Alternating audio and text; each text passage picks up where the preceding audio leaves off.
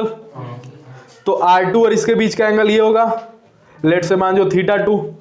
अरे R2 और V के बीच का एंगल क्या मान लिए θ2, और R1 और इसके बीच का एंगल क्या मान लिए θ1। बताओ θ1 बड़ा कि θ2 बड़ा? शांत रहो शांत रहो, अदर्स तुम बोलो, θ1 बड़ा कि θ2 बड़ा है?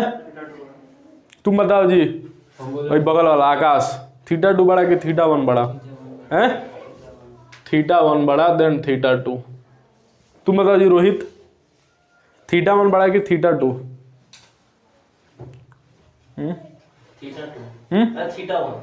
कैसे नहीं है, इसी R2 से बड़ा नहीं है। हम पूछ रहे हैं θ1 कैसे बड़ा है θ2 से? तुम बोल दिया θ1 बड़ा, कैसे बोला? रीजन कुछ नो?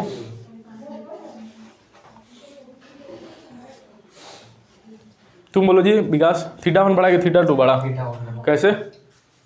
क्योंकि ये जो स्लोप है इससे यहाँ तक की डिस्टेंस R2 से R मतलब जो x एक्सिस का जो लाइन है, सीधे बोलो ना, सिंपल से भाषा में। देखने में ही लग रहा है θ1 और θ2 बड़ा, तो घुमा फिरा के कहाँ जवाब देता है? θ1 बड़ा देखने में ही पता चल रहा है और θ2 छोटा।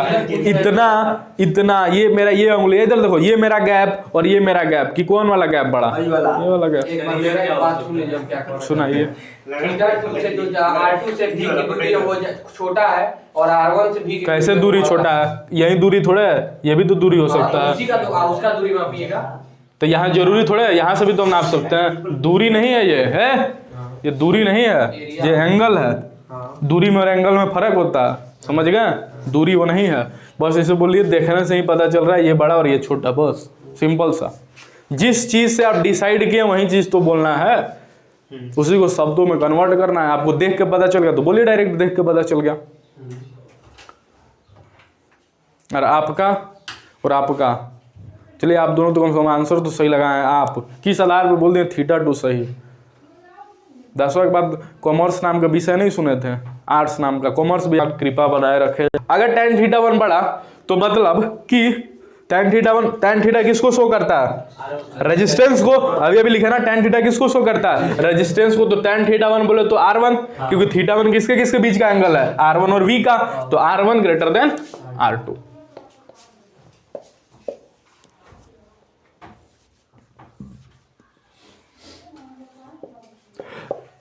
कॉपी में बनाइए और हमको समझाइए, रिलेशन बताइए R1 R2 R3 और R4 का। R1 R2 R3 and R4 के बीच का रिलेशन सब कोई अपने कॉपी में आ रहा है चेक करने।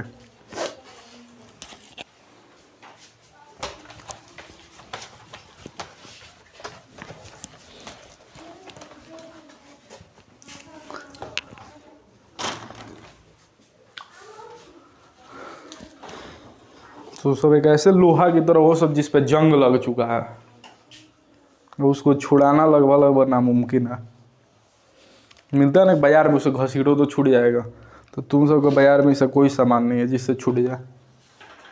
तो छोटा छोटा बात नहीं आ रहा है तो इतना बड़ा बड़ा कैसे आएगा?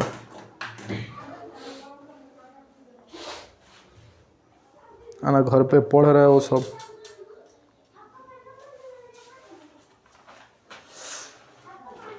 ये सब इतना कठिन कठिन चीज समझने का मात्र एक ही इलाज है, और वो है घर पे बैठ के पढ़ना, घर पे खुद को टाइम देना।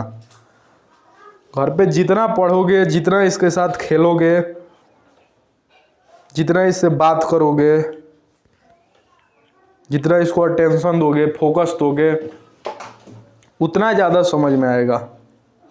हम ऐसे थोड़े हैं कि हम पढ़ाया सब कुछ हमको समझ में आ गया, चाहे हम इतने बड़े ज्ञानी विद्वान, ऊपर से एंगल भी देखो रटा है नहीं, कितने लोग हैं रट लिया θ1 greater than θ2 greater than θ3 greater than θ4, और अगली लाइन में R1 ग्रेटर देन, अगली लाइन में R1 greater than R2 greater than R3 greater than R4। ठीक, θ1 बोले तो अगर तुम इसके लेट से मान जाओ हम इसके बीच का एंगल ले रहे हैं θ4, इसके बीच का एंगल ले लिए θ3, इसके बीच का एंगल ले लिए θ2 और इसके बीच का एंगल ले लिए θ1। तो कौन बड़ा? θ1 बड़ा θ2 से, फिर θ3, फिर θ4। बोले तो tan θ1 बड़ा, tan θ2 बड़ा, फिर tan θ3 और फिर tan θ4। अब जल्दी से बताओ θ1 किसके किसके बीच का एंगल? शांति से, θ1 किसके किसके बीच का एंगल? क्या? इस B और R4 के बीच। θ1 किसके किसके बीच का एंगल? R4 और V के बीच का एंगल ना। तो tan θ1 बोले तो R4, फिर R3, फिर R2, फिर R1। तो रटना नहीं है, पता करना है कि θ1 किसके किसके बीच का एंगल है। तो R4 और V के बीच का एंगल, तो R4 बड़ा। ठीक है, तो tan θ1 की क्या होगा? R4। चलो अगला टॉपिक है इलेक्ट्रिकल रेजिस्टेंस। अब इसी रेजिस्टेंस के बारे में थोड़ा सा जानकारी ले लेते हैं। सबसे पहले इसका डेफिनेशन लिख लेते हैं, फिर यूनिट पे बात कर लेते हैं।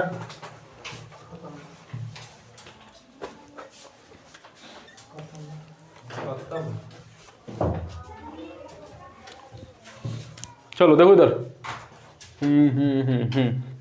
V इज इक्वल टू क्या बोले हम? I R. V is equal to क्या बोले? I R. तो R is equal to V by I. तो अगर V और I दिया है तो कौन सा फॉर्मूला से रेजिस्टेंस निकालेगा? इस फॉर्मूला का यूज कब करोगे? जब V एंड I गिवन हो। बताओ आदर्श, V फॉर, फिर आदर्श तुम है, V फॉर, तुम बताओ जी आकाश, I फॉर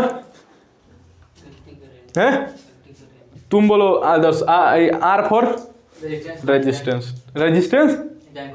रेजिस्टेंस कांस्टेंट नहीं, रेजिस्टेंस। ठीक है, और दूसरा फॉर्मूला क्या था R का? Rho L by A. R का दूसरा फॉर्मूला क्या था? Rho L by A. ये कब काम में लोगे? जब एल एंड ए गिवन हो, जब एल एंड ए गिवन हो। ठीक, चलो इतनी बात समझ में आ गई। अगर इतनी बात समझ में आ गई तो जल्दी से बताओ आगे। तो इसका डेफिनेशन लिख लो, आगे ये बात लिख लो, फिर बोलते हैं वो लिख लो डेफिनेशन।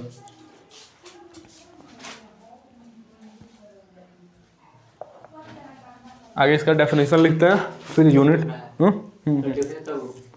आगे लिख लो, फिर डेफिनेशन लिख लो।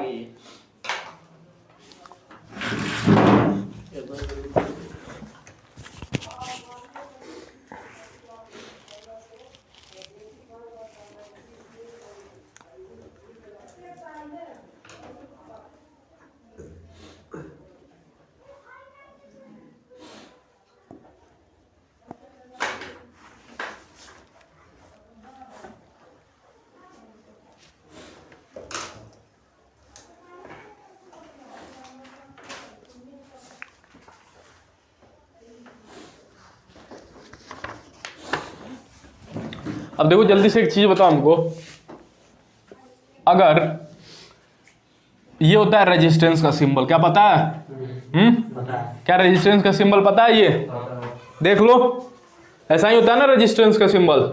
ये होता है किसका सिंबल? रेजिस्टेंस का। आया तो अभी बता दिए, ये सिंबल होता है तुम्हारा कैपेसिटर का। किसका? कैपेसिटर का। किसका? कैपेसिटर का। और ये जो सिंबल होता है वो होता है इंडक्टर का। किसका? इंडक्टर का। और हमको पूरी 12वीं क्लास में इन्हीं तीनों के बारे में पढ़ना है, इन्हीं तीनों के बारे में पढ़ना है, इन्हीं तीनों के बारे में पढ़ना है। इलेक्ट्रिक करंट में पढ़ना है आर के बारे में, कैपेसिटर चैप्टर में पढ़ना है कैपेसिटर के बारे में, और इलेक्ट्रोमैग्नेटिक इंडक्शन में पढ़ना है इंडक्टर के बारे में। और एक लास्ट चैप्टर आएगा that is alternating current, that is alternating current. इसमें पढ़ना है इन तीनों के बारे में। ठीक, तो 4 चैप्टर पढ़ेंगे हम लोग। आज ही के दिन से काउंट करना। पहला क्या था?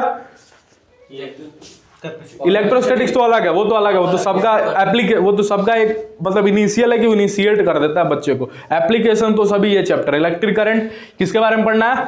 रेजिस्टेंस। किसके बारे में? रेजिस्टेंस। इसी को लेके सारे सर्किट पढ़ना है। आगे जो टॉपिक आने वाला दैट इज सर्किट थ्योरी, वो अपना स्ट्रांग होना चाहिए, उस पर क्वेश्चन पूछता है। तो रेजिस्टेंस, ठीक, रेजिस्टेंस पे। फिर दूसरे चैप्टर में अगला हमारा चैप्टर होगा दैट इज कैपेसिटेंस, उसमें किसके बारे में पढ़ना है? कैपेसिटर। उसके बाद अगला चैप्टर होगा इलेक्ट्रोमैग्नेटिक इंडक्शन, उसमें किसके बारे में पढ़ना है? इंडक्टर के बारे में। और उसका अगला चैप्टर अल्टरनेटिंग करंट, उसमें किसके बारे में पढ़ना है? तीनों के बारे में। ये क्या है? आर। ये क्या है? कैपेसिटर। इसको बोलते हैं सी। इसको क्या बोलते हैं? सी। इसको क्या बोलते हैं? सी। ये इंडक्टर है, इसको बोलते हैं एल। इसको क्या बोलते हैं? एल। इसको क्या बोलते हैं? एल। तो L R C, L R C, और एल आर सी नाम से ही एक सर्किट पढ़ना है। कौन सा सर्किट? LRC circuit. कौन सा सर्किट? LRC circuit. उस सर्किट में क्या होगा? L भी होगा, R भी होगा और C भी होगा। ठीक, चलो हाँ हो गया। चलो ये हो गया रेजिस्टेंस तुम्हारा। अब जल्दी से बताओ, ये V पोटेंशियल है तो यहाँ से करंट कुछ फ्लो रहा है ऐसे। अरे पॉजिटिव टर्मिनल है, नेगेटिव टर्मिनल है, तो positive to negative current flow करेगा। करंट के फ्लो में रुकावट कौन पैदा कर रहा है? क्या ये रेजिस्टेंस पैदा तो नहीं कर रहा? ये करंट मस्त ऐसे फ्लो कर रहा है, इधर रेजिस्टेंस है तो करंट के फ्लो में कुछ दिक्कत होगा ना। तो रेजिस्टेंस का एक्चुअल में काम क्या होता है? ये करंट के फ्लो को रोकता है, मतलब एक बांध की तरह काम करता है। बांध का काम क्या होता है? पानी के फ्लो को रोकना। वैसे ही रेजिस्टेंस का काम क्या होता है? इलेक्ट्रिक करंट के फ्लो को रोकना। तो डेफिनेशन में यही लिख लो कि द इलेक्ट्रिकल रेजिस्टेंस, बना लो द इलेक्ट्रिकल, उसको बना लो, क्या आगे बना लो, फोटो बना लो। दिस इज सिंबल ऑफ देखा भाई ब्लैक आर।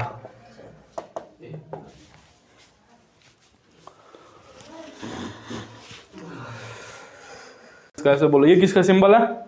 बैटरी का। किसका सिंबल है? किसका सिंबल है? बैटरी का। शांत रहो, ये कौन सा पोटेंशियल? ये कौन सा पोटेंशियल? लो पोटेंशियल, ये हाई पोटेंशियल। ये क्या है? करंट है। करंट का डायरेक्शन क्या होगा? पॉजिटिव डायरेक्शन, मतलब कि इधर पॉजिटिव चार्ज इधर से। कैसे पता चलेगा इधर पॉजिटिव फ्लो रहा है कि नेगेटिव फ्लो रहा है? कैसे पता चलेगा पॉजिट्रॉन किधर फ्लो रहा है, इलेक्ट्रॉन किधर फ्लो रहा है? हमको तो नहीं पता चल रहा है। क्योंकि अगर पॉजिटिव चार्ज यहाँ से है तो यहीं से ना फ्लो करेगा। यहाँ पे पॉजिटिव चार्ज तो यहीं से फ्लो करेगा। क्योंकि एक मिनट बता रहे हैं, क्योंकि जिधर भी नेगेटिव चार्ज फ्लो करेगा उसके just opposite positive charge flow करेगा। यहां पे कैसे पता करेंगे इलेक्ट्रिक करंट का डायरेक्शन क्या होगा? पार्टी है, हायर पार्टी है, और ये क्या है? लोअर। तो ये क्या है? हायर पोटेंशियल, और ये क्या है? Lower potential. तो करंट किधर टू किधर फ्लो होगा? Higher to lower. बोले तो इधर आई, ये चीज बोलना था। ठीक है, चलो रेजिस्टेंस में डेफिनेशन लिख लिए? बोल रहे हैं, लिखो जल्दी से।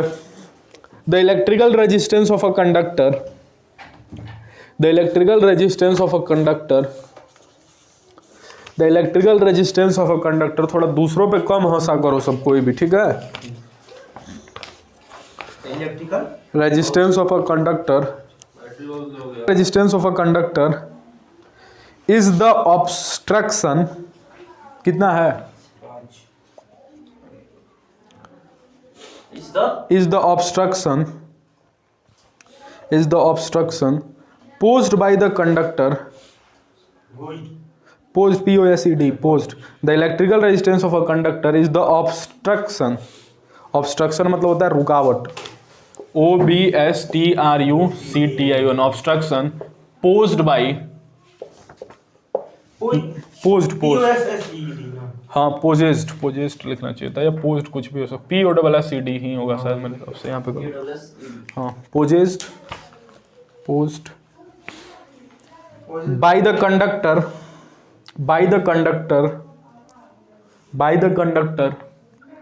To the flow of electric current through it, to the flow of electric current through it, to the flow of electric current through it.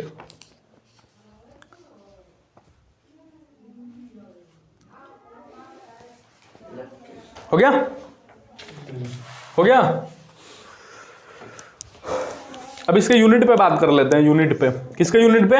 Resistance के यूनिट पे। R इज इक्वल टू क्या है? V/I। अरे बोलो, V का unit volt और I का unit ampere. तो इसका यूनिट क्या हो गया? वोल्ट पर एम्पियर, वोल्ट पर एम्पियर। इसके बारे में किसने बताया था? इसके बारे में किसने बताया था? ओम ने। इसलिए उन्होंने अपने यूनिट अपने ही नाम पे दे दिया। ये सिंबल किसका है?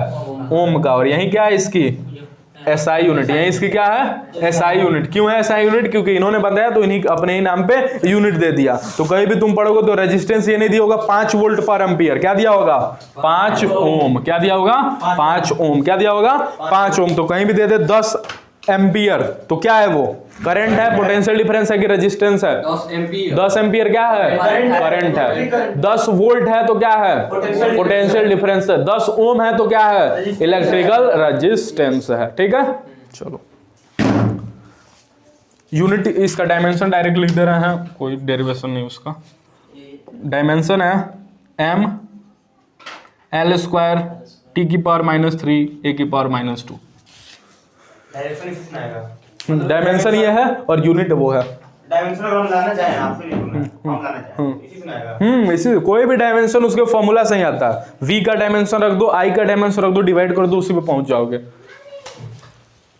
वो देखना दब गया है आदर्श, उसको उठाना। हाँ ठीक है ठीक है।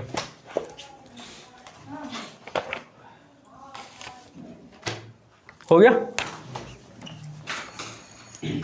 Area resistance dependency, resistance depends on, ये सब 10वीं क्लास का पढ़ा रहे हैं अभी।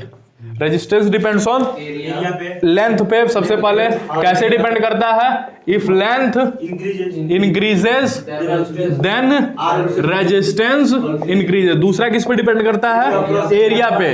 दूसरा पे एरिया या area of cross section, area of cross section. ये क्रॉस सेक्शन क्या होता है? कंडक्टर होता है। अरे कंडक्टर होता है किसी एक बीच का एरिया, ठीक ना? ऐसे काट दो जस्ट, क्या होगा? वही उसका क्रॉस सेक्शन होगा। क्या इसी से होकर करंट फ्लो होता है या चार्जेस फ्लो होता है, ठीक ना? तो उसी को बोलते हैं क्रॉस सेक्शन, ठीक ना? तो एरिया ऑफ क्रॉस सेक्शन अगर बढ़ाएं, इफ एरिया बढ़ाएं तो क्या होगा? रेजिस्टेंस पे कम होगा कि ज्यादा होगा? रेजिस्टेंस क्या होगा? कम होगा। रेजिस्टेंस क्या होगा? कम होगा। रेजिस्टेंस क्या होगा? कम होगा। ये था रेजिस्टेंस। दूसरा होता है रेजिस्टिविटी। क्या होता है? रेजिस्टिविटी। रेजिस्टिविटी क्या है? रेजिस्टिविटी क्या है? दिखाता है। अरे ये रो जो आया था तुम्हारा, यहाँ पे आया ना रो, इसको क्या बोलते हैं? रेजिस्टिविटी। इसको क्या बोलते हैं? रेजिस्टिविटी। इसको क्या बोलते हैं? रेजिस्टिविटी। ये लेंथ एरिया कुछ भी पे डिपेंड नहीं करता, ये फिक्स होता है। इसलिए इसको प्यार से कुछ लोग स्पेशल रेजिस्टेंस भी बोलते हैं। ध्यान से सुनना, सब चीज कंप्लीट कर रहे हैं। इसको क्या बोलते हैं कुछ लोग? स्पेशल रेजिस्टेंस, क्योंकि ये भी एक प्रकार का क्या है? रेजिस्टेंस ही है। ये भी एक प्रकार का क्या है? रेजिस्टेंस ही है। ये भी एक प्रकार का क्या है? अरे ये आया ही कहां से था? रो। वही सर। अरे रो आया ही कहां से था? किसी चीज को हटाए थे ना, सब्स्टिट्यूट करे थे, कांस्टेंट वाले में ही एल को हटा दिए तो वही बन गया था हमारा रो। तो रेजिस्टेंस से आया था, तो ये भी एक प्रकार का रेजिस्टेंस ही है। बट लेंथ और एरिया पे डिपेंड नहीं करता, ना लेंथ पे डिपेंड करता ना एरिया पे डिपेंड करता, बट एक चीज पे डिपेंड करता है। वो क्या है? टेम्परेचर। क्या है? टेम्परेचर। क्या है? टेम्परेचर। क्या है? टेम्परेचर। और टेम्परेचर पे अगर रो डिपेंड करता है तो रेजिस्टेंस भी डिपेंड करेगा। अब कैसे करेगा? ये हमारा अगला टॉपिक होगा, that is effect of temperature. वो क्या ये आ गया? लेंथ पे कैसे डिपेंड करेगा? लेंथ बढ़ाओगे तो आर बढ़ेगा, एरिया बढ़ाओगे तो घटेगा। रेजिस्टिविटी लेंथ और एरिया पे नहीं करता, टेम्परेचर पे दोनों डिपेंड करते हैं ना। ठीक, चलो इसका यूनिट क्या होगा? कैसे निकालोगे इसका यूनिट? यूनिट निकालो तो तब तक हम इधर बोर्ड मिटा रहे हैं। यूनिट निकालो इसका यूनिट। रो का यूनिट यहां से R is equal to rho L by A से। 10वीं क्लास में पढ़े हो सब, 10वीं क्लास वाला चल रहा है।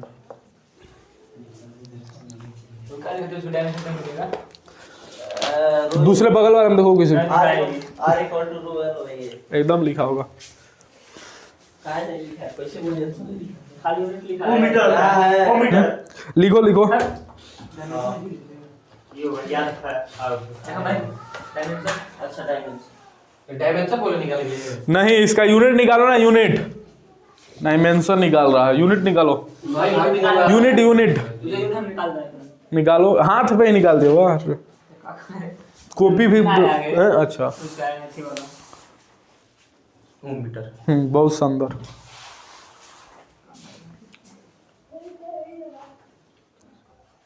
हाँ देखिए, ओम मीटर,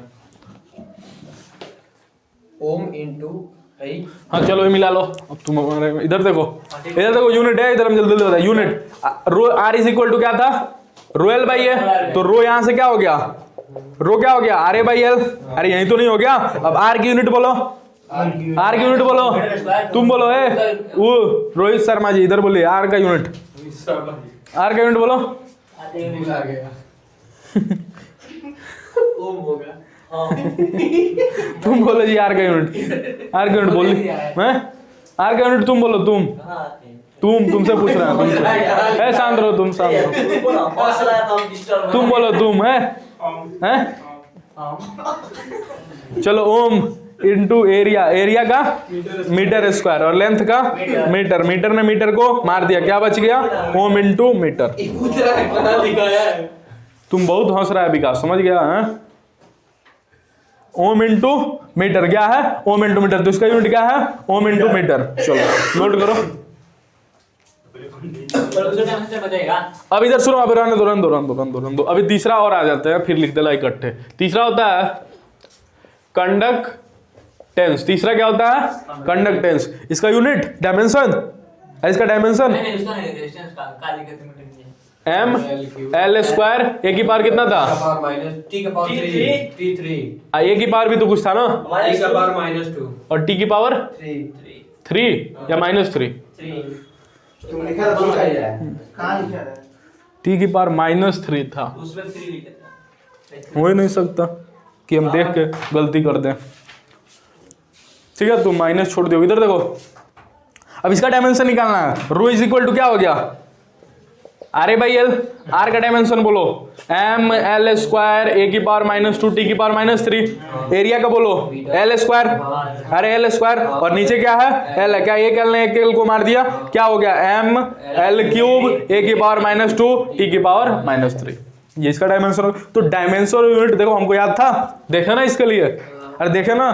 तो डायमेंशन यूनिट तो हम वास्तविक जिंदगी में याद ही नहीं किया, खाली एसआई यूनिट याद रहता है हमको, एम्पियर, ओम, क्योंकि इसका कोई डेरिवेशन नहीं होता। जिसका डेरिवेशन होता है वो हम बिल्कुल रटते ही नहीं है। ठीक है, उनको एट द टाइम खुद निकाल लेते हैं। जैसे इसका निकाल लिए, इसका भी हम तुम सबको निकलवाते, लेकिन आधे लोग बेहोश हो जाते हैं, इसलिए देख के खुद समझदारी से नोट कर दिए। चलो हो गया ये। अब कंडक्टेंस। कंडक्टेंस क्या होता है? पहली बात तो इसको इंडिकेट किया जाता है जी से, ये नोट करोगे? आप ऐसा नोट चलो वो सब तो करोगे, ये इसका यूनिट की निकाल लोगे खुद से, ये निकाल लोगे इसका यूनिट जो कि है। चलो कर लेना इसका यूनिट। ओम मीटर जिन्होंने कर लिया उन्होंने कर लिया। कंडक्टेंस जी। अब ये क्या होता है? चूंकि नाम क्या है इसका, नाम क्या है एक बार बोलो? कंडक्टेंस। क्या रेजिस्टेंस से मिलता हुआ नाम है? तो इसको बोला गया it is opposite of resistance. It is opposite of resistance. It is opposite of resistance. Opposite बोलो या प्यार से बोलो रेसिप्रोकल। क्या बोलो? रेसिप्रोकल। क्या बोलो? रेसिप्रोकल। तो जी इज इक्वल टू क्या हो गया? 1/r। जी इक्वल टू क्या हो गया? 1/r। G for conductance, G for conductance, G for conductance. तो इसका यूनिट क्या हो जाएगा? Ohm inverse. अरे 1/r, आर बोले तो ओम इनवर्स। ठीक। चौथा इसी प्रकार से होता है कंडक्टेंस, कंडक्टिविटी। क्या होता है? कंडक्टिविटी। क्या होता है? कंडक्टिविटी। कंडक्टिविटी इसको इंडिकेट कहते हैं सिग्मा से। ये बताता है कि कोई चीज कितना ज्यादा कंडक्टिव, मतलब कितना ज्यादा कंडक्टिव प्रॉपर्टी रखती है। मतलब हम किसी बोल रहे हैं कंडक्टिविटी ज्यादा, इसका मतलब उसमें इलेक्ट्रिक करंट तेजी में फ्लो हो रहे हैं। उसका मतलब इलेक्ट्रिक करंट उसमें तेजी में फ्लो हो रहा है, उसकी कंडक्टिव की प्रॉपर्टी क्या है? ज्यादा, इसलिए तो इसका नाम क्या है? कंडक्टिविटी। किससे मिल रहा है शब्द?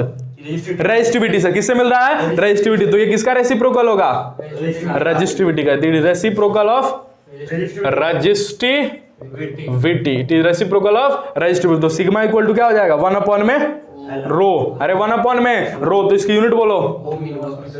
ओम इनवर्स मीटर इनवर्स। बहुत शानदार, नोट कर लो सारा चीज इकट्ठे। ये 4 टर्म था जो पता होना चाहिए। क्या क्या? रेजिस्टेंस, रेजिस्टिविटी, कंडक्टेंस और कंडक्टिविटी।